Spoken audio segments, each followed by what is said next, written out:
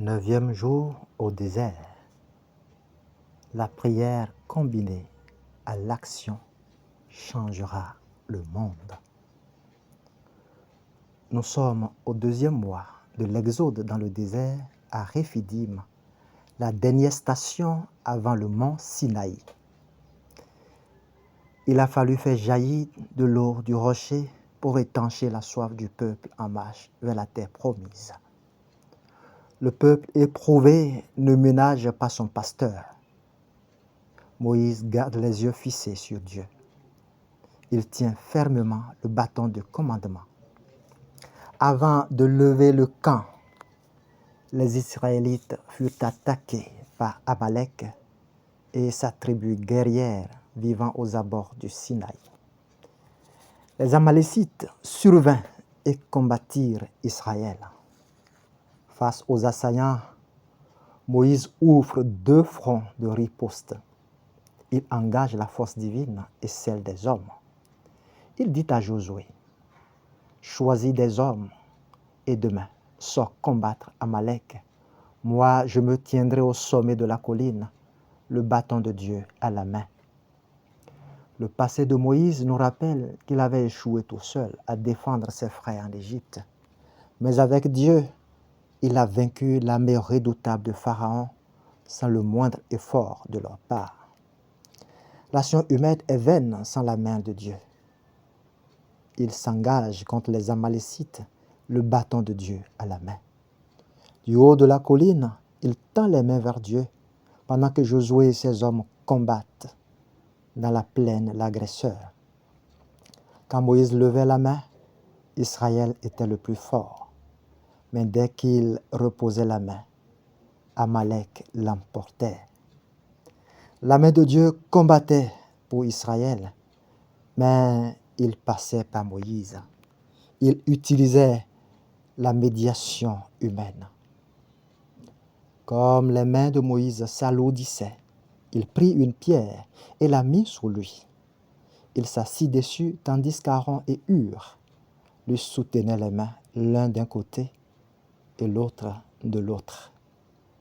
Ainsi ses mains restaient fermes jusqu'au coucher du soleil et Josué fit passer Amalek et son peuple au fil de l'épée. De qui est cette victoire? La réponse est vite trouvée. Dieu, sans doute.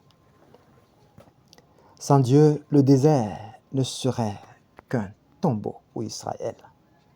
L'exode ne serait pas un fait marquant de l'histoire des peuples. Cet épisode souligne l'agir divin dans l'histoire des hommes. Dieu qui peut tout sans les hommes se sert d'une médiation humaine pour sauver son peuple. Moïse a entre ses mains le bâton de Dieu, mais il ne put le porter seul en une journée face aux Amalécites. La pierre qui lui servait de support ne put remplacer le soutien des hommes. Hur et Aaron devinrent deux ailes pour le porter. Sans la supplication de Moïse, sans son intercession, la force de Josué et ses hommes, au fond, serait vaine. Sans Hur et Aaron, les mains de Moïse ne purent porter seul le bâton de Dieu pour sauver son peuple. Dieu se rend dépendant des hommes de foi pour agir dans le monde créé par lui. La prière et l'action sont liées. Elles sont connexes et interdépendantes pour accomplir le mystère du salut dans le monde. Beaucoup de familles vivent en lambeaux, les uns à côté des autres. La prière n'est plus une priorité. Toute l'énergie est concentrée sur l'action pour la réussite professionnelle. Le monde, dans notre texte d'aujourd'hui, c'est le champ de bataille de Josué. Les enfants du monde ont leur prince, mais vous, vous êtes dans le monde, mais vous n'êtes pas du monde. Sans moi, nous dit Jésus, vous ne pourrez rien faire.